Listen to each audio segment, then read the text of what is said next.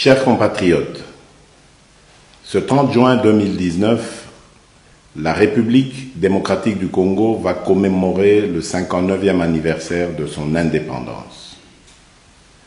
Dans des circonstances normales, nous nous serions réjouis, tous ensemble, en évoquant notamment les hauts faits des hommes et des femmes qui se sont sacrifiés pour que notre pays puisse accéder à la souveraineté nationale et internationale. Tout en ayant une pensée pour ceux des pionniers de l'indépendance qui nous ont quittés et ceux qui sont encore en vie, les Congolaises et les Congolais ne peuvent que se rendre à l'évidence. 5 mois après mon accession à la magistrature suprême, je ne peux nier que notre pays fait encore face à des défis majeurs. Ils sont énormes, certes, mais pas insurmontables.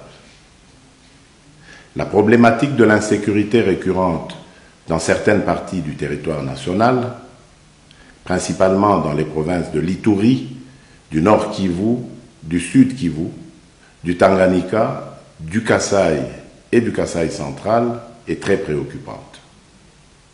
Je fais du rétablissement de la paix sur l'ensemble du territoire ma priorité, car il y va de la survie de centaines de milliers de compatriotes, de la stabilité des institutions établies, de la relance économique et du climat de paix avec tous nos voisins.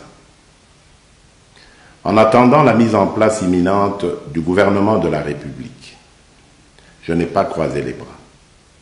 Après la passation de pouvoir, je me suis rendu à Lubumbashi pour prendre des mesures à même d'endiguer le banditisme qui faisait rage dans cette ville et mettre fin aux tracasseries existant au poste frontalier. Je me suis ensuite rendu dans la province du Nord Kivu, plus précisément à Goma et Beni, pour faire l'état des lieux de l'insécurité grandissante et de la persistance de l'épidémie à virus Ebola. J'ai terminé ce périple à l'intérieur du pays par la ville de Kisangani.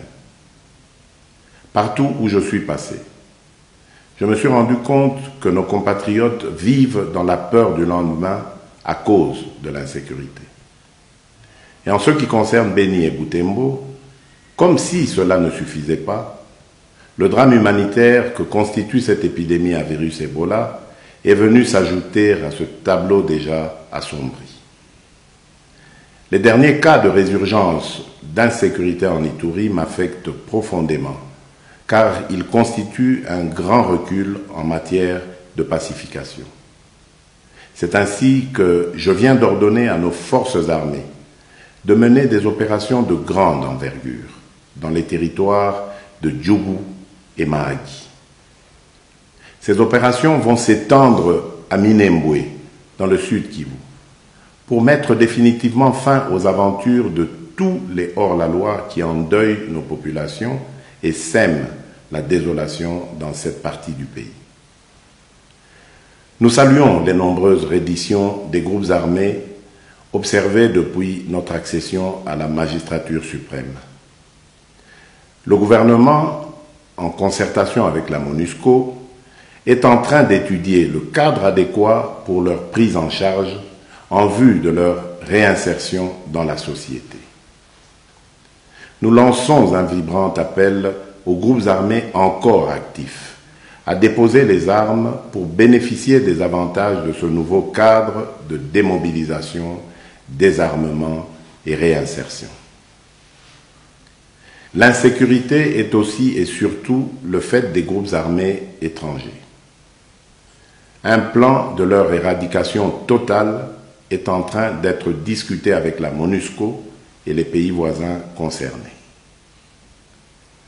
Chers compatriotes, en signe de solidarité avec nos compatriotes de Beni, Bunia, Mahagi, Djougou, Butembo, des villes environnantes et des autres contrées du pays touchées par l'insécurité, j'ai décidé de commémorer ce 30 juin dans la province de l'Ituri.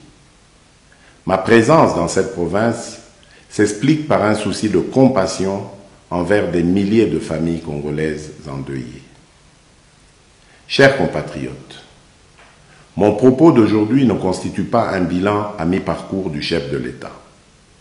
Cependant, il est de bon ton, après 5 mois à la tête du pays, que je vous dise ce qui revient à l'actif de mon administration.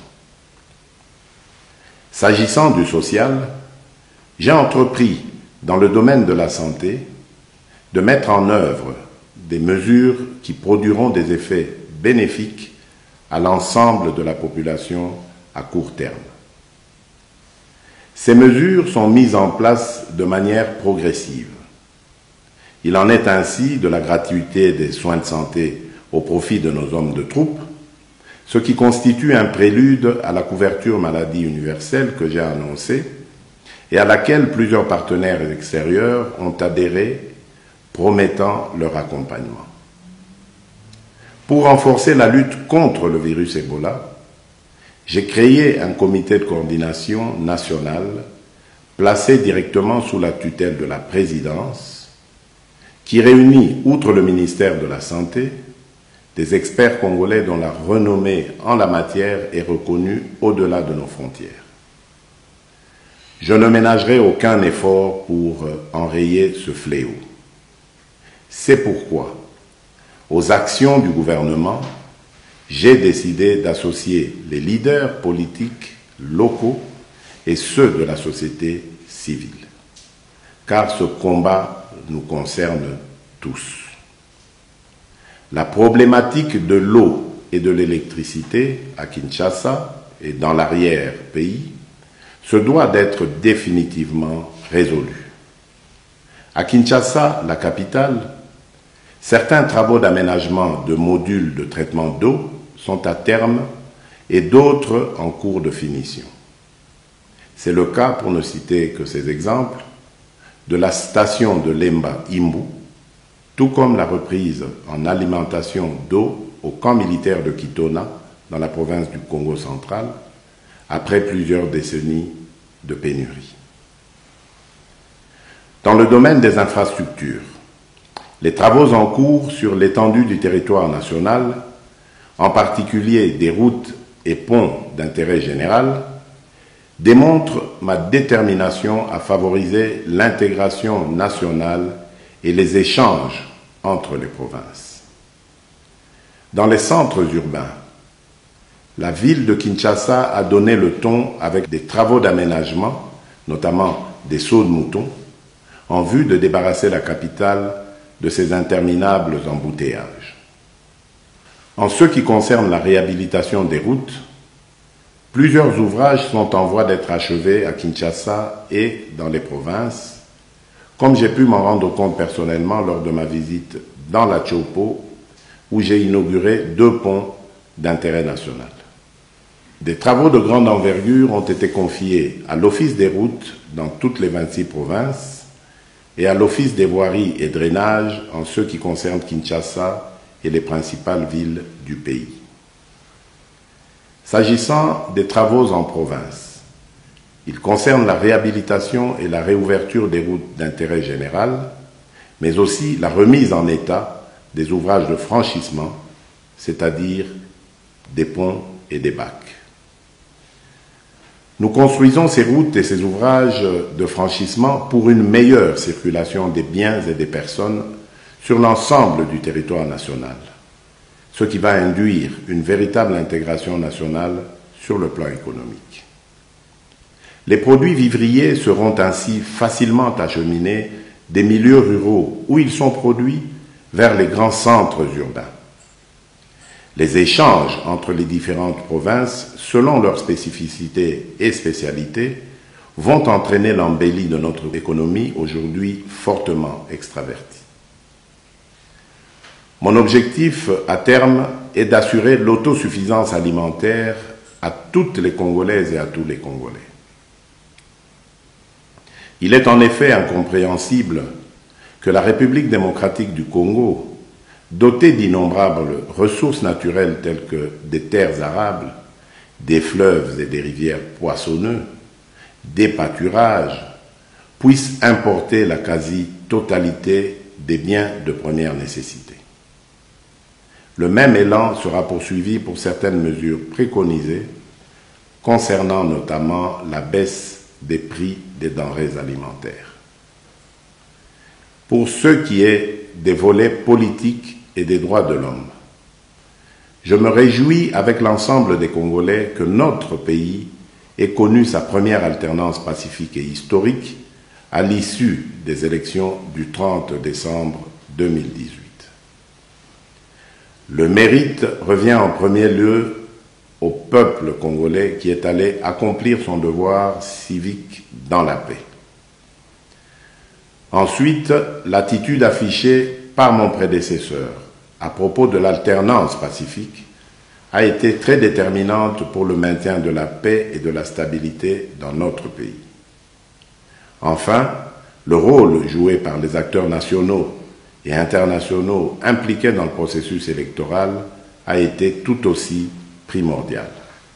Concernant les libertés publiques, je ne vous cacherai pas ma satisfaction d'avoir permis la concrétisation de la décrispation politique telle que stipulée dans l'accord de la Saint-Sylvestre. Les exilés politiques sont de retour. Les réunions et manifestations politiques se tiennent sans aucune entrave. Je tiens à vous rassurer sur ce chapitre que les choses iront de mieux en mieux et dans le strict respect des lois de la République et de l'établissement d'un État de droit. Nous n'avons plus de cachots privés dans notre pays. Nos pénitenciers se vident de leurs prisonniers politiques et d'opinion. Plus de 700 prisonniers ont pu être relaxés, comme vous avez pu vous en rendre compte avec la libération notamment de certains cas dits emblématiques. Et pour respecter les standards dans le milieu carcéral, j'ai décidé de l'assainissement des prisons qui sont devenues de véritables mouroirs et de l'augmentation de leur capacité d'accueil. C'est dans ce cadre que les travaux entamés au niveau du centre pénitentiaire de rééducation de Kinshasa, communément appelé prison de Makala, constituent la première étape. Si toutes les manifestations publiques qui se sont tenues jusqu'à ce jour n'ont connu aucun mort, aucune arrestation dans les rangs des manifestants, il est cependant déplorable de constater que ce sont des éléments de la police nationale qui se retrouvent agressés ou grièvement blessés. C'est le cas de la dernière manifestation organisée le 23 juin dernier à Kinshasa. Je me suis personnellement rendu au chevet des victimes d'actes de vandalisme commis par des inciviques, des manifestants mal encadrés qui n'ont pas hésité à s'attaquer aux ouvrages publics, aux paisibles citoyens et à leurs biens. Ceci doit prendre fin et la loi doit s'appliquer dans toute sa rigueur, car je refuse que certains leaders mal intentionnés puissent confondre démocratie et anarchie. Pour renforcer la protection des droits humains, j'ai créé récemment un organisme chargé de lutter contre la traite de l'être humain. Toujours sous ce chapitre, il n'est pas vain de signaler que toutes les tendances politiques ont désormais accès aux médias officiels, notamment la radio et la télévision nationale congolaise, RTNC en sigle. Mes chers compatriotes, 5 mois après mon avènement au pouvoir, je ne peux produire de miracle. C'est pourquoi je fais appel au patriotisme de tout un chacun pour les nombreuses réformes à réaliser en vue de répondre aux besoins multiples et variés de la population. Si nous adhérons tous à la vision selon laquelle tout doit être fait et doit revenir d'abord au peuple, celui-ci a aussi sa part de responsabilité, particulièrement dans le changement des mentalités. Dès lors, je vous exhorte tous à regarder dans la même direction. Notre pays ne pourrait qu'en retirer le plus grand bien. De nouvelles opportunités s'offriront aux Congolais. À la faveur de l'amélioration en cours du climat des affaires, la diversification de notre économie attirera de nouveaux investisseurs. Des emplois seront créés au profit des chômeurs et surtout de nos jeunes. Chers compatriotes, enfin, s'agissant de la diplomatie et de la coopération régionale, dès ma prise de fonction, j'ai procédé à la réouverture de la maison Schengen pour normaliser nos relations avec l'Union européenne, qui est un partenaire traditionnel de notre pays. J'ai organisé un premier déjeuner diplomatique. J'ai décidé d'échanger régulièrement avec tous les ambassadeurs accrédités dans notre pays. C'est dans ce cadre que j'ai reçu au mois de février dernier tous les ambassadeurs pour parler avec eux de ma vision en politique étrangère. Dans ce même cadre, j'ai tenu à mettre en place des déjeuners diplomatiques, dont le premier s'est tenu avec les ambassadeurs de l'Union européenne et du Canada. Cet exercice va se poursuivre avec les ambassadeurs des autres pays. Dans ce domaine, ma politique sera celle de l'ouverture au monde, dans un partenariat gagnant-gagnant. Quant à la coopération régionale, la position géographique de notre pays, située au carrefour de plusieurs organisations sous-régionales, lui confère un rôle majeur dans l'intégration africaine préconisée par les chefs d'État regroupés au sein de l'Union africaine.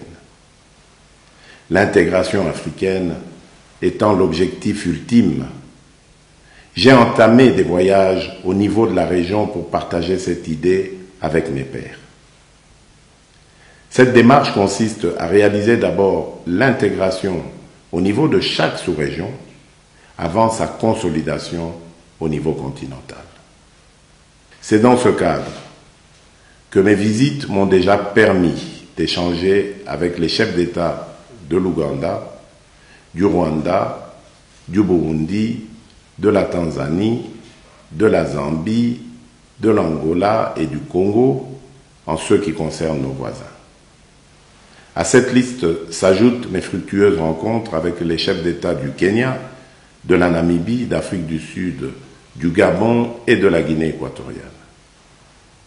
Avec les uns et les autres, nous avons compris que nous n'atteindrons pas cet objectif d'intégration africaine et du développement de notre continent si nous ne menons pas un combat farouche contre l'insécurité et les différents conflits qui déstabilisent l'Afrique. Ceci n'est possible que par la construction d'infrastructures transnationales. Les routes, les chemins de fer, les voies aériennes, les voies fluviales et maritimes, et par l'élimination des barrières douanières. Toujours sur ce chapitre de la diplomatie, je voudrais aussi souligner mon dernier passage à Washington, où j'ai eu des discussions avec la directrice générale du Fonds monétaire international. Ces discussions ont débouché sur une mission de cette institution à Kinshasa au titre de l'article 4. Le rapport de cette mission augure la reprise des programmes avec le FMI, qui est une bonne chose pour l'économie de notre pays. Avec la Banque africaine de développement, je voudrais d'emblée remercier le président de cette institution, mon frère Akinwumi Adesina. Au cours de nos échanges, il a clairement indiqué sa satisfaction concernant l'assainissement du cadre macroéconomique et a également promis le soutien de son institution aux différents projets de notre pays. Je voudrais aussi dire qu'au niveau de la Banque mondiale, je viens de recevoir à Lubumbashi le vice-président de cette institution financière internationale, avec qui nous avons partagé des vues communes sur la reprise de leur programme en République démocratique du Congo. Chers compatriotes, après avoir dressé ce constat à mi-parcours dans les domaines étayés, je vous annonce ma détermination à engager le gouvernement à répondre aux attentes de la population par des réformes nécessaires au développement de notre pays. Ainsi, la promotion des droits de la femme est un critère qui rentre en compte pour ce faire. C'est pourquoi je demanderai au Parlement de réfléchir sur un système de quotas, aussi bien dans les assemblées électives que dans l'administration, à réserver d'emblée aux femmes afin de renforcer leur participation active dans la société. De la même manière, je prendrai des mesures pour lutter contre le chômage des jeunes. Des mesures incitatives seront prises en faveur des entreprises qui vont employer des jeunes. Un fonds de garantie sera créé pour leur permettre d'accéder au crédit bancaire tout en bénéficiant d'un accompagnement dans la gestion de leurs projets. J'envisage également une profonde restructuration du service national et le renforcement du rôle de l'INPP, l'Institut national de préparation professionnelle, pour prendre en charge les jeunes désœuvrés et favoriser leur réinsertion dans la société. Chers compatriotes, la lutte contre la corruption et pour la bonne administration de la justice sont des gages de bonne gouvernance. Sans une justice équitable, il est inutile de parler d'état de droit. La justice élève une nation, dit-on. Cette parole biblique doit nous inspirer dans notre quête d'une justice plus juste qui serait rendue par des juges intègres. Je prends l'engagement et réitère en tant que magistrat suprême mon vœu de nommer des hommes et des femmes intègres afin qu'ils redorent le blason terni de notre justice. Une autre grande réforme devra viser le système électoral dans la mesure où celui qui est en vigueur a montré ses limites, plus précisément en ce qui concerne le mode de désignation des sénateurs et des gouverneurs. Chers compatriotes, au moment où nous déplorons l'insécurité dans les 6 provinces précitées, voilà qu'un autre drame vient durement assombrir cette journée anniversaire de l'indépendance avec l'effondrement d'une mine à Kolwezi qui a causé plusieurs victimes parmi nos concitoyens. Après avoir ordonné une assistance aux familles éplorées, je leur présente mes condoléances les plus attristées. Par ailleurs, je viens de diligenter à cet effet une enquête pour établir les responsabilités dans ce drame. Chers compatriotes, ce 30 juin est le premier que je célèbre avec vous en tant que chef de l'État. Je l'ai voulu moins fastueux et plus dans la méditation et la prière, ce qui nous permet à tous de faire l'état des lieux afin de mieux nous projeter dans l'avenir. Un avenir que je veux radieux et prospère pour tous les Congolais. Que vive la République démocratique du Congo, que Dieu bénisse notre pays et son peuple. Je vous remercie.